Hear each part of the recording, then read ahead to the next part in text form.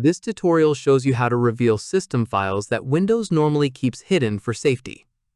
First, open File Explorer on your computer. After that, click on the three dots at the top of the window. From there, select Options from the drop-down menu. At this point, in the window that opens, click on the View tab. In the next step, scroll down through Advanced Settings until you find Hidden Files and Folders.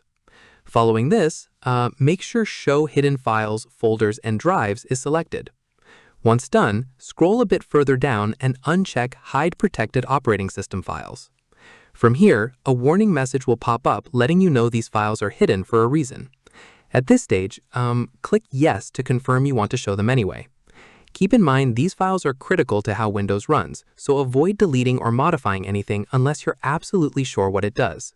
Finally, click Apply, then OK to save the changes and view the protected system files. And that's it.